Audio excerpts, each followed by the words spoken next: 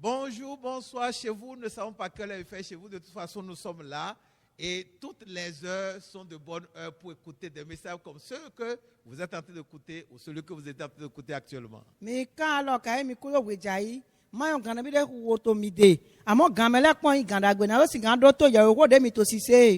sommes heureux de partager cette plateforme avec vous depuis un certain temps.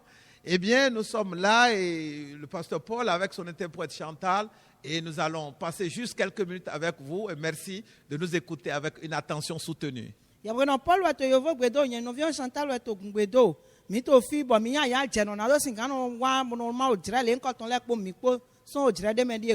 voudrions d'ailleurs vous remercier pour toute votre attention, parce que là, sans vous, ne serions pas là. Et au nom de tous les techniciens qui nous permettent d'émettre depuis ici, eh bien, nous sommes encore là et vous permettez que nous prions pour remettre ce programme encore entre les mains du Seigneur Jésus lui-même.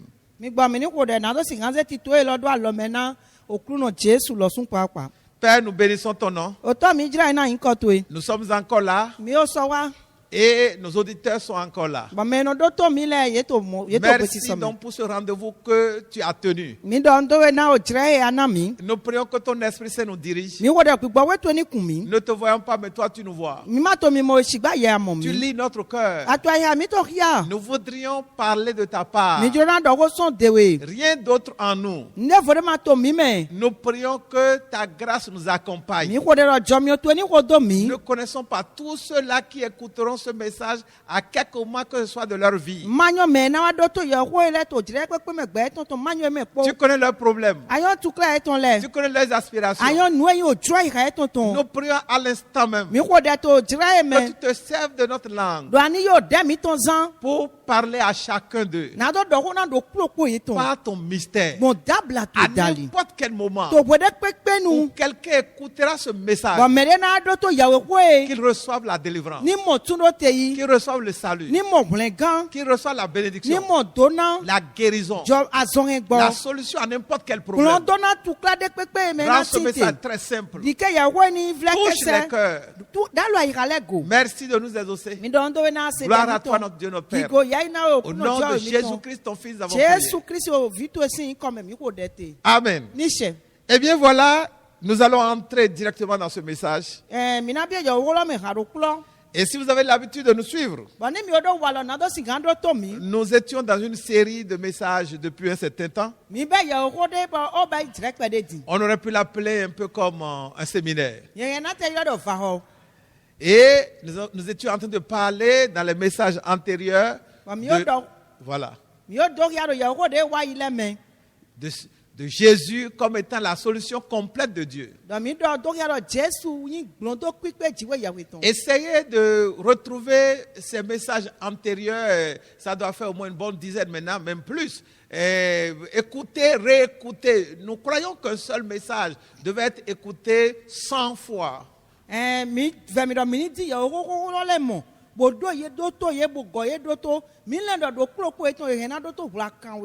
Vous ne perdrez rien en le faisant. Bien au contraire, cela vous transformera. Au travers de ces messages, vous découvrirez la solution aux problèmes qui sont restés têtus dans votre vie jusqu'à aujourd'hui. Ces messages sont inspirés. Et c'est l'une des raisons pour lesquelles d'ailleurs nous prions et nous prions de façon sincère et profonde avant de les démarrer. Faites écouter ces messages à ceux-là que vous aimez.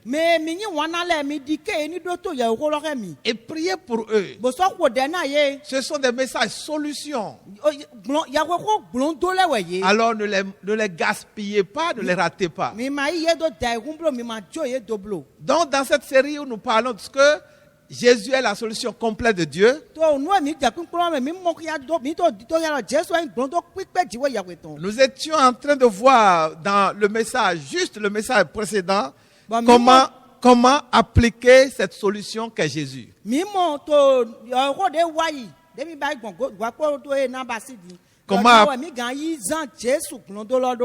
Comment appliquer la solution Jésus Eh bien, c'est ce que nous allons continuer de voir en ce moment-ci. Comment appliquer la solution Jésus. Nous allons relire simplement notre texte de base. Luc chapitre 2, versets 8 à 14. Luc 2, 8 à 14. Luc 2, 8 à 14. Il y avait dans cette même contrée des bergers qui passaient dans les champs les veilles de la nuit pour garder leurs troupeaux. Et voici, un ange du Seigneur leur apparut et la gloire du Seigneur resplendit autour d'eux. Ils furent saisis d'une grande frayeur. Mais l'ange leur dit, ne craignez point, car je vous annonce une bonne nouvelle qui sera pour tout le peuple le sujet d'une grande joie. C'est qu'aujourd'hui, dans la ville de David, il vous est né un sauveur qui est le Christ, le Seigneur. Et voici à quel signe vous le reconnaîtrez. Vous trouverez un enfant emmailloté et couché dans une crèche. Et soudain, il se joignit à l'ange une multitude de l'armée céleste louant Dieu et disant, gloire à Dieu dans les lieux très hauts et paix sur la terre parmi les hommes qui l'agréent. Amen. Merci beaucoup à la sœur Chantal pour cette lecture. Et bien voilà, le texte que nous avons lu, nous avons relu et nous l'avons encore relu en ce moment-ci.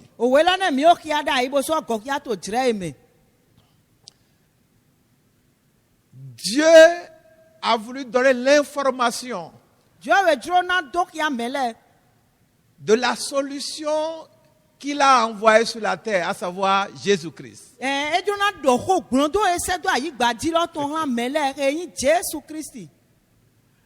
Et pour rendre cette information solennelle, il a envoyé un ange pour l'annoncer.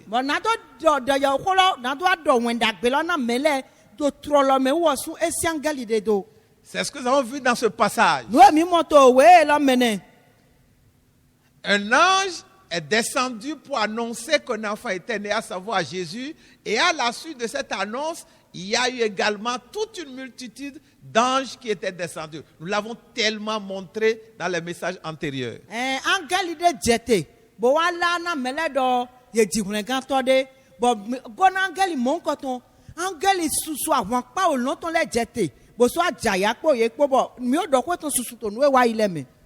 Et cette multitude d'anges chantait la gloire de Dieu, célébrait Dieu, parce qu'enfin, Dieu a apporté la solution au problème des hommes.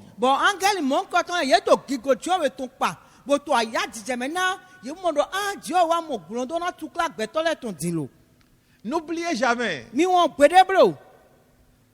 l'illustration ou la démonstration ou l'interprétation que nous avons essayé de faire dans les messages antérieurs, surtout le message qui précède juste celui-ci, pour dire qu'il est impossible, tel que nous connaissons Dieu, qu'il fasse débarquer sur la terre toute une multitude d'anges pour célébrer un événement qui aboutirait à du néant. Ce n'est pas possible.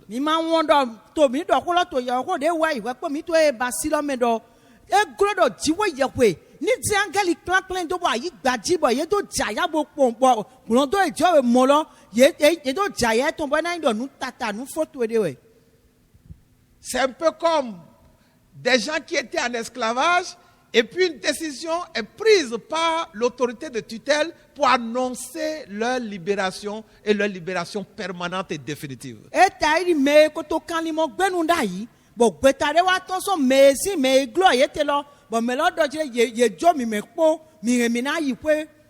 C'est un peu comme l'annonce à des prisonniers qui étaient en prison à vie. Il y a déjà eu un jugement où on a décidé qu'ils devaient rester en prison de façon perpétuelle. Et un jour, le président de la République leur accorde la grâce et on vient leur annoncer le message de la grâce, la décision du président de les gracier.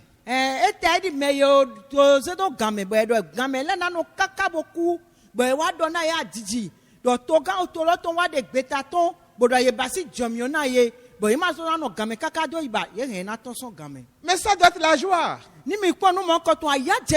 Ça doit être la grande célébration. C'est ce qui s'est passé, c'est ce que ces anges sont venus faire. L'avènement de Jésus sur la terre, l'arrivée de Jésus sur la terre, lorsque Jésus entre dans la vie de quelqu'un, c'est sa libération totale, c'est son indépendance, c'est sa délivrance. C'est ce que la Bible appelle le salut en Christ. Mais mon quand on Jésus n'a bien besoin de na tundo te ton na vivre ton na kalimo nous mène ton titre kakadoi bon nous Bible y a do gane. C'est ce que nous avons essayé de montrer dans les messages antérieurs. Cela est tellement important qu'il est nécessaire que nous revenions là-dessus tout le temps. Pour qu'enfin les gens comprennent que Jésus est arrivé. Pas pour créer un problème à l'humanité, mais bien au contraire, pour apporter la solution à l'humanité.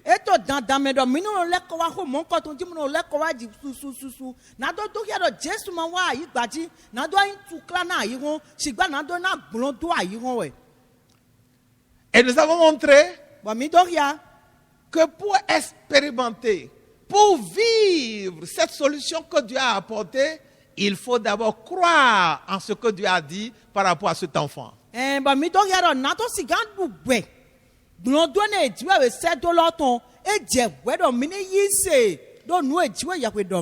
la première réponse que nous avons apportée à cette question qui représente notre sous-thème, à savoir comment appliquer la solution Jésus.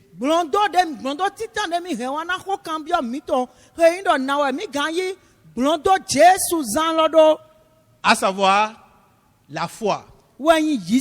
Croire en ce que Dieu a dit concernant Jésus. Et qu'est-ce que Dieu a dit? Dieu a dit au travers de l'ange, il vous est né un sauveur. Il vous est né un délivreur. Désormais, Dieu vous apporte la solution. C'est ce que Dieu a déclaré. Et pour vivre ça là, pour que Jésus soit la solution à nos problèmes, il faut d'abord croire à cela. Il faut que nous regardions Jésus comme la solution à notre problème. Il ne s'agit pas d'écouter les messages, de regarder. Il ne s'agit pas d'inventer des choses. Il ne s'agit pas de se mettre dans des activités simplement ou de se casser la tête, de compliquer la tâche. Mais il s'agit de croire simplement que Jésus est la solution à mes problèmes. Jésus est la solution à nos problèmes. Nous devons le croire de tout notre cœur.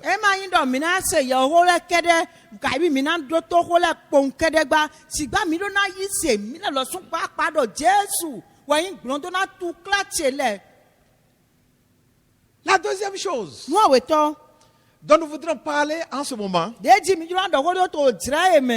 après que nous croyons en ce que Dieu a dit de Jésus, pendant que nous savons que c'est vraiment lui qui peut nous aider, pendant que nous sommes convaincus qu'en dehors de lui, nous ne pouvons pas avoir d'issue réelle, la deuxième chose, eh bien, c'est de reconnaître qu'on a des problèmes.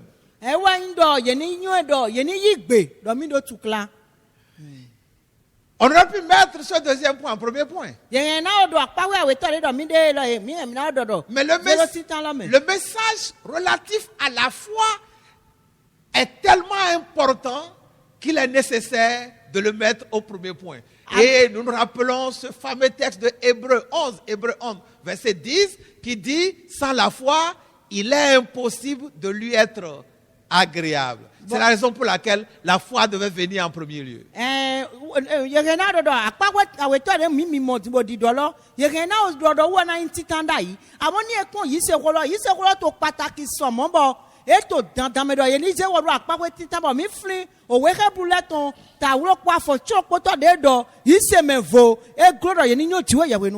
Chers amis, pour que quelqu'un applique la solution Jésus, et qu'il s'en sorte, il faudrait que cela reconnaisse d'abord qu'il est dans des problèmes. Il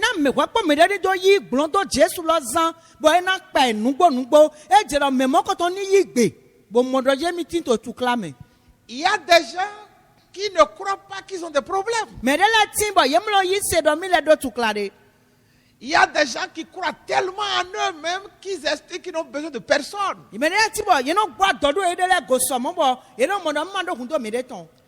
Actuellement, et nous allons tout le temps le mentionner, tant que cette crise est là et que nous-mêmes nous sommes là pour donner des messages, nous allons toujours faire allusion à ça parce que c'est ce qui est d'actualité. Alors, ce que nous constatons, c'est que les scientifiques, ils ne sont pas préoccupés d'intégrer Dieu, d'intégrer Jésus à leur recherche. Et tant que c'est comme ça, ça ne peut que se compliquer. Il ne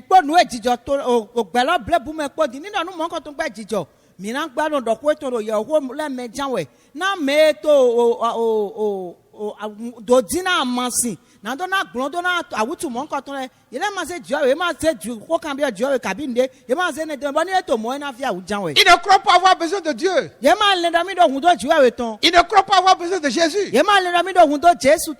Ils estiment que la science est suffisante. Pour appliquer la solution Jésus, il faut reconnaître qu'on a vraiment besoin de son intervention. Il faut reconnaître qu'on a des problèmes et que le problème qu'on a, on ne peut pas avoir sa solution ailleurs si ce n'est qu'en Jésus.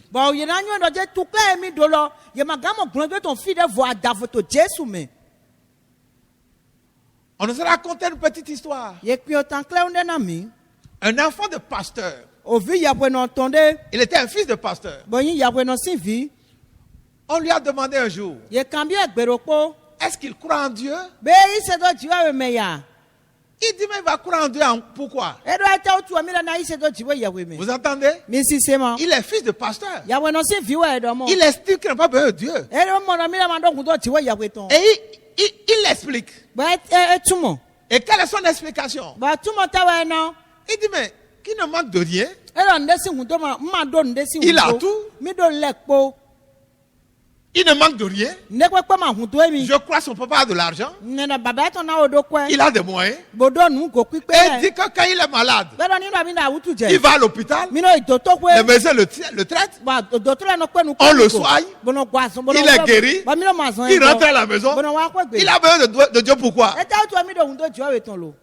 C'est le problème que les gens ont. Surtout dans le monde occidental. Dans le monde où la science est développée. Dans l'environnement où la technologie, l'environnement où la connaissance est avancée. Les gens estiment qu'ils n'ont pas besoin de Dieu. J'étais dans un bus un jour. Et non loin de mon siège, il y avait une dame. Elle était européenne ou américaine. De toute façon, elle n'était pas une africaine. Et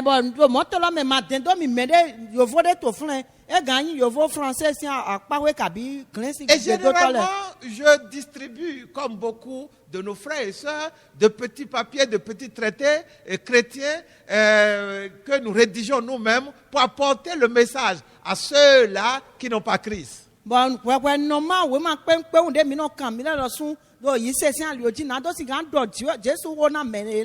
Alors j'en ai partagé à des gens.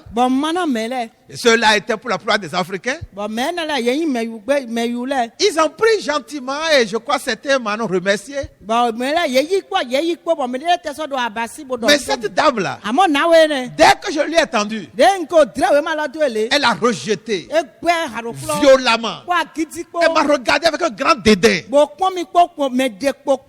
que Dieu bénisse les Blancs.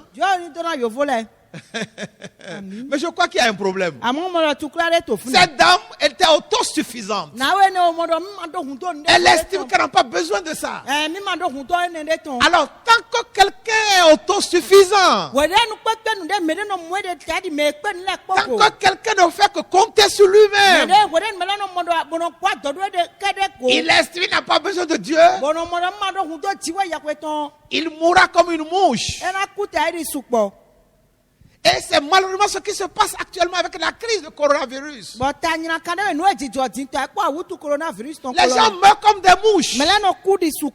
Un homme n'est pas une mouche. Nous ne sommes pas des chiens. Nous sommes des gens créés à l'image de Dieu. L'homme est la créature sublime que Dieu a créée. Quand Dieu a tout créé, dans Genèse chapitre 1er, chaque fois qu'il créait, il dit, ça veut dire que Dieu regarde ce qu'il a créé et c'était bien. Quand il crée, il regarde, il dit c'est bien. Mais lorsqu'il a créé l'homme, surtout l'homme et la femme, Dieu a regardé. La Bible dit que Dieu a admiré, il a examiné ce qu'il a créé. Après avoir créé l'espèce humaine, Dieu déclare, c'était très bien.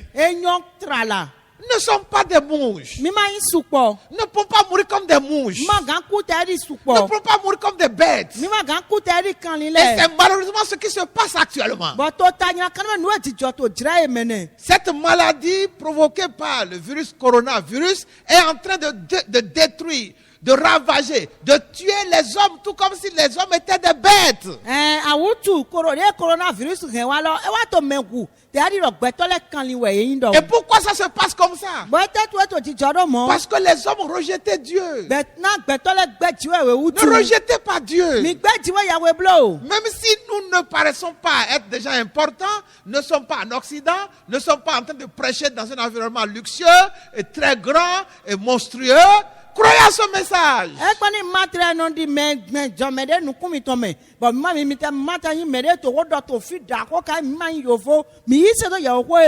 Vous pourrez nous oublier, prendre la Bible, lire vous-même.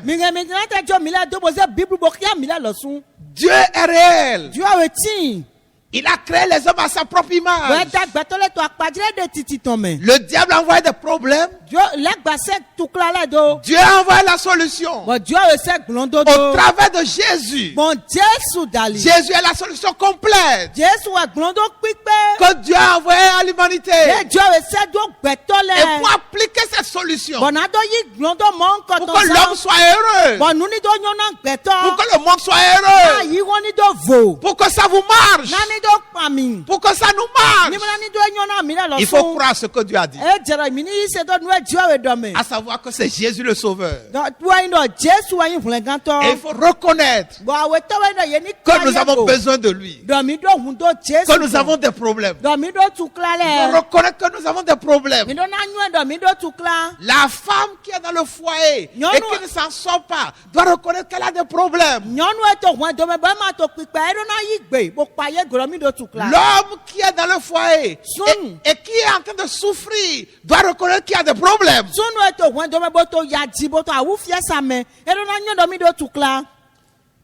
L'enfant, bien qu'il ait des parents qui a des problèmes, doit reconnaître qu'il a des problèmes. Pendant qu'il ne s'en sort pas, il doit s'asseoir. Ne pas aller boire de l'alcool, aller fumer de la cigarette, aller prendre de la drogue pour apaiser sa conscience, pour ne pas avoir des soucis. Lorsque l'effet des cigarettes, lorsque l'effet de l'alcool disparaîtra, il faudrait qu'il reconnaisse qu'il a des problèmes.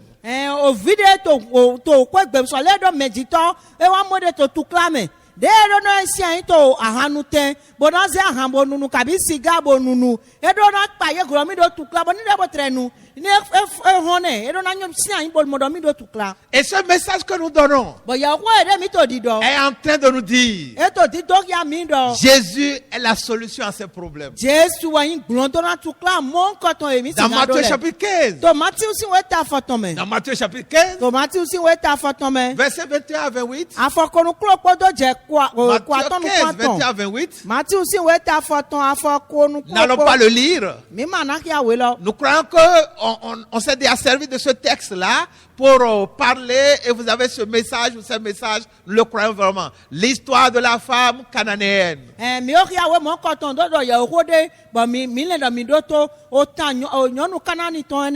Alors cette histoire nous revient encore à l'esprit. Cette dame dont l'enfant était malade. Son enfant était possédé par un démon. Et probablement cet enfant qui était une fille mourait. Et cette dame s'est dépêchée pour aller vers Jésus. Parce qu'elle a dû apprendre que Jésus était dans sa région. Jésus a été toujours une solution à des problèmes. Elle est allée vers Jésus pour demander son secours. Jésus apparemment ne voulait pas.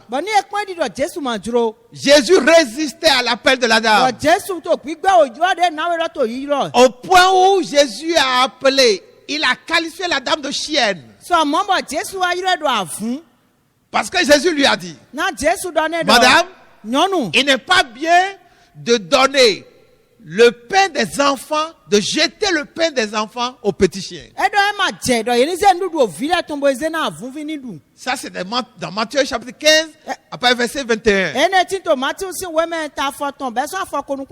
Et cette dame a réagi dans l'humilité. Elle a dit à Jésus, mais les petits chiens peuvent manger des débris, des miettes qui tombent de la table des enfants, des maîtres.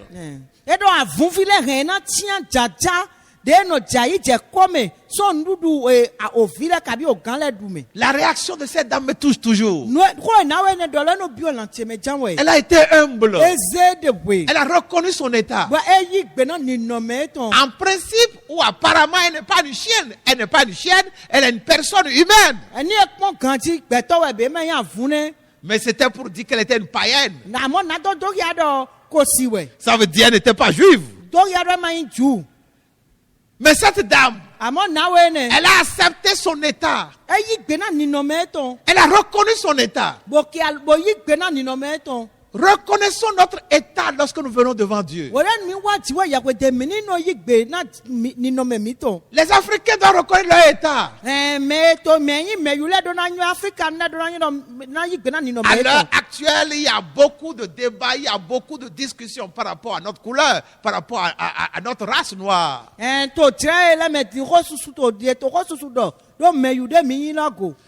les Blancs ne sont pas supérieurs à nous. Dieu est un Dieu de couleur. Vous voyez la tenue que je porte. Et si vous voyez la sœur Chantal, si elle apparaît sur votre écran, vous allez voir, elle ne porte pas la veste. Et si elle le portait, ou elle la portait, c'est pas la même couleur.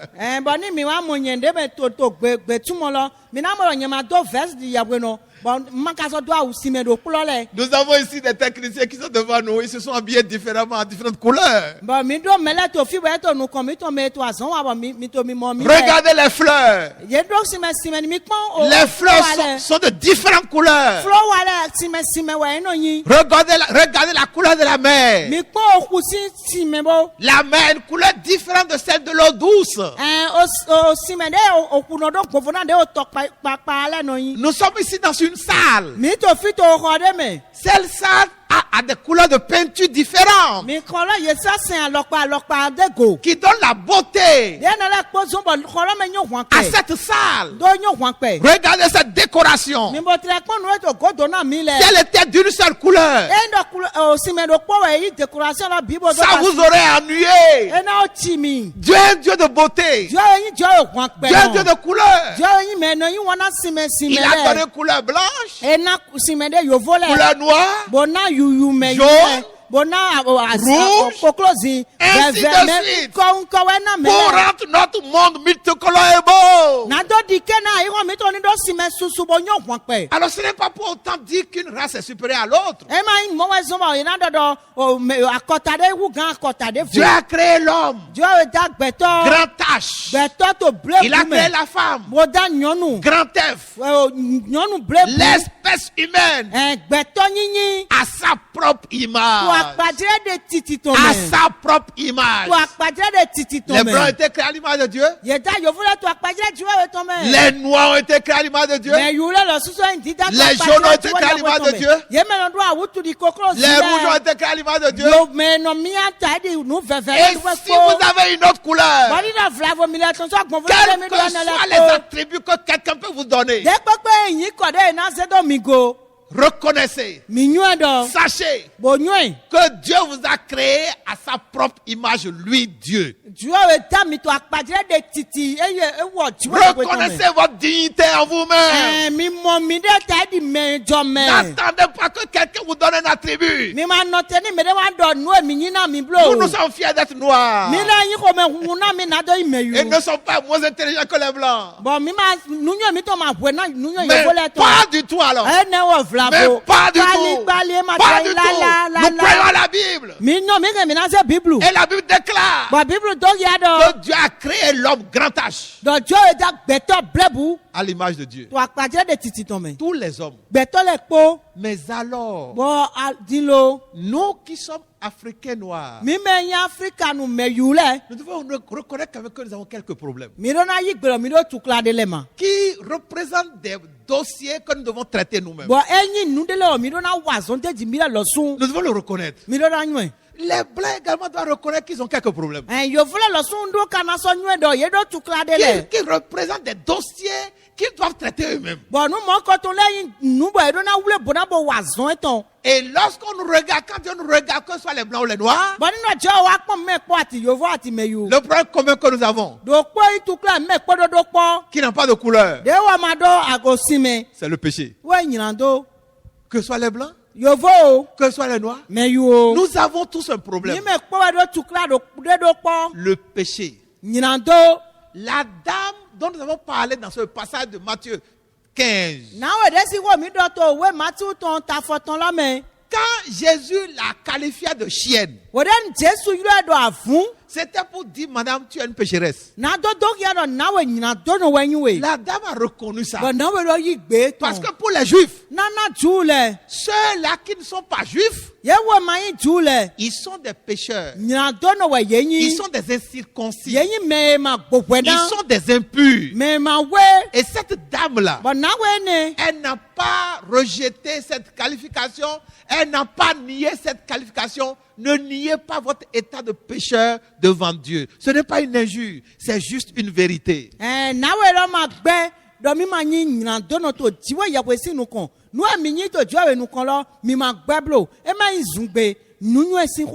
Dieu a envoyé Jésus parce que les hommes étaient dans le péché. Lorsque vous voulez que Jésus intervienne dans votre vie, reconnaissez votre état. Ne soyez pas orgueilleux. Soyez simple. Quel que soit ce que vous avez. Pour être riche, vous pouvez être dans des positions élevées au plan social. Vous pouvez avoir des relations importantes dans la société. Reconnaissez votre état de pécheur. C'est le point de départ pour permettre à Dieu d'intervenir au travers de Christ dans votre vie. Et c'est ce que cette dame-là a fait. Et Jésus a écouté sa confession. Pendant que la dame a déclaré, mais les petits chiens peuvent manger les miettes qui tombent de la table des enfants. Est-ce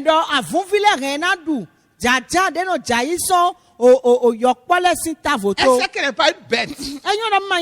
Mais elle reconnaît que devant Dieu, elle n'est pas propre. Elle reconnaît que devant Dieu, Elle doit s'humilier. C'est ce qu'elle a fait. Jésus était touché. Son attitude, son humilité, sa foi ont touché Jésus. Adopter devant Dieu une attitude qui touche Dieu. Ne soyons pas orgueilleux. Ne soyons pas trop extravagants. J'ai parlé de cette dame à qui j'ai tendu ce petit papier qui était un petit traité, comme je le remettais à tout le monde et tout le monde acceptait. Elle pouvait au moins prendre pour me faire plaisir. Elle m'a rabouré pratiquement dans son geste. Elle a montré que non, je peux pas. Je suis pas digne de remettre un papier à quelqu'un qui est blanc.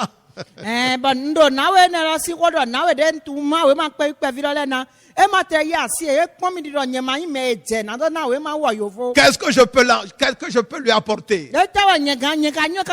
Oh, c'est nous qui avons besoin de Dieu. Oh oui, nous reconnaissons que nous avons besoin de Dieu. Et Dieu est touché par notre humilité. La Bible dit qu'un jour David dansait. Ça c'est dans la Bible. Et David n'est pas un Africain. Pourquoi on dit que c'est parce qu'il est africain qui danse? Parce qu'en Afrique, dans les églises, nous dansons beaucoup. Mais David, lui, n'est pas un Africain. Il est blanc. Il dansait. Peu importe qui nous sommes. Devant Dieu, tous les hommes sont égaux. Soyez humbles. Soyez simples. Descendez de votre piédestal. Descendez de votre hauteur. Descendez de vos prétentions. Descendez de vos pensées. Descendez de vos sommets. Afin que Dieu intervienne dans votre vie. Afin que vous puissiez vivre cette solution qu'il a apportée. Pendant que David dansait, il était en train de danser devant Dieu jusqu'à ce que ce qu'il a porté, les tenues qu'il a portées étaient tombées. Et la Bible montre qu'il était pratiquement nu. Oh, sa femme était quelque part. La reine était quelque part. En train de regarder la scène. Ça l'avait indigné. Elle a attendu que le roi revienne. Elle a attendu que David revienne. Et elle a attendu le bon moment. Pour maintenant prendre le roi. Pour interpeller le roi. Qu'elle considère d'abord comme son mari. Un peu comme son égal. Et cette dame dit à son mari, mais comment tu peux t'aviler comme ça devant des gens? Toi qui es un si grand roi. Alors comment tu peux t'abaisser jusqu'à ce niveau? Il y a des femmes comme ça qui se sentent diminuées lorsque leur mari salue des gens vulgaires, ou bien lorsque dans l'église leur mari se met à danser. Quel est votre cœur? Vous les femmes qui nous écoutez, apprenez de l'histoire de cette femme de David et revenez à vous-même, à savoir une créature simple de Dieu. Quand David a écouté ce que sa femme a dit, David s'est senti blessé. Il dit, mais tiens, ah bon? Tu trouves que je me suis abaissé devant des hommes? Je me suis avili et que j'ai diminué ton importance de réel? Ah bon? Maintenant écoute maintenant. Tu veux entendre ton père? Je prie que Dieu nous délivre de l'orgueil. Faites cette prière en ma faveur. Dieu ne connaît personne. Les scientifiques ont besoin de descendre de leur pédestal orgueilleux pour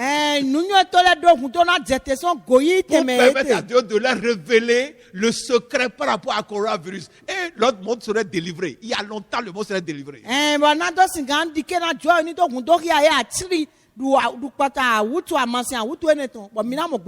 David a dit à cette dame, sa propre femme, ton père, Dieu lui a arraché le trône et me l'a donné. Pourquoi? Parce qu'il a été disqualifié. Madame, tu as entendu? Ce Dieu qui a fait ça et qui m'a trouvé meilleur à ton papa. Vous entendez? Quand il y a des bagarres comme ça dans le foyer, et le langage change, ça veut dire que le sujet est sérieux. Voilà la réplique de David.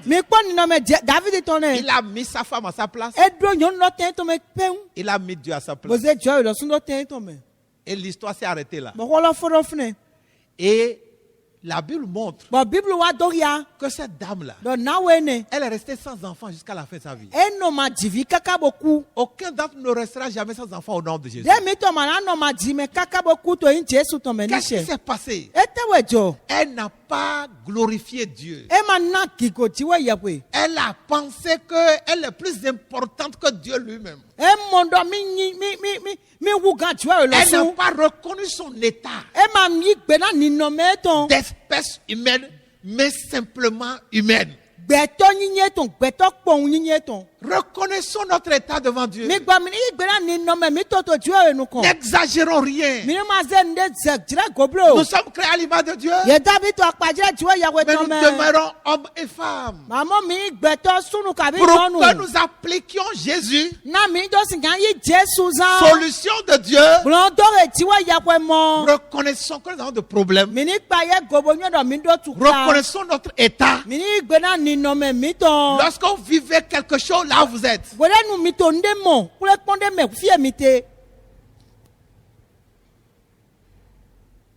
ce que vous serez en train de vivre peut simplement être le résultat, les conséquences de quelque chose que vous avez fait et Dieu ne vous approuve pas. Reconnaissez-le. Ne vous entêtez pas. Ne tournez pas à rond. Asseyez-vous, laissez l'Esprit de Dieu. Laissez Dieu vous toucher, vous parler à votre cœur. Et demandez pardon à Dieu. Si c'est votre femme que vous avez offensée, et à cause de ça, Dieu est fâché contre vous, humiliez-vous. Allez demander pardon à vos femmes. Je le faisais, peut-être que je ne le fais plus maintenant parce qu'il n'y a plus tellement de problèmes. Lorsque je découvre des problèmes, il y a quelques difficultés entre ma femme et moi. Mais pas de problème majeur, pas du tout. Alors. Quelques petits problèmes. Je n'attends pas longtemps. Je vais m'agenouiller devant elle. Si je ne vous le dis pas, est-ce que vous le saurez? Est-ce que ça m'enlève cette cravate? Est-ce que ça fait tomber ce micro de ma bouche? Reconnaissons notre état.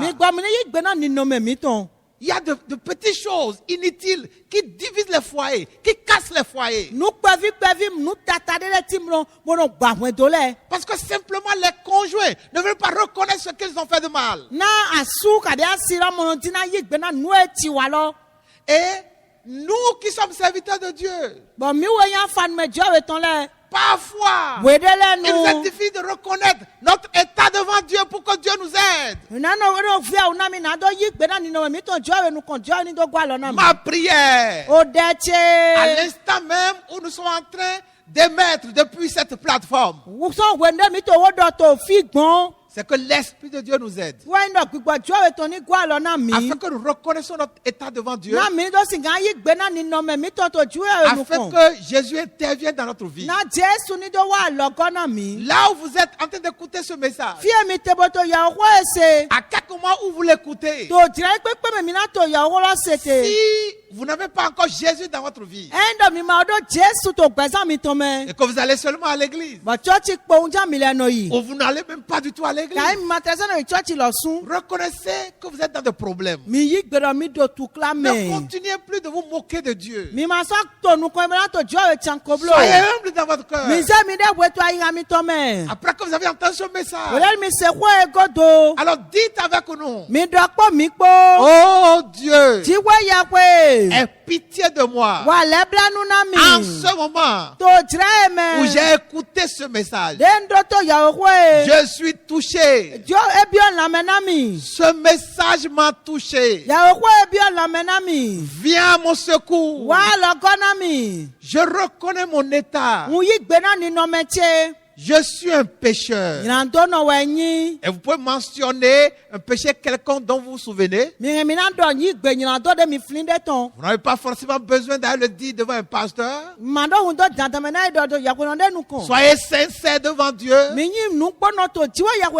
Dites: Dieu, aie pitié de moi et pardonne mes péchés.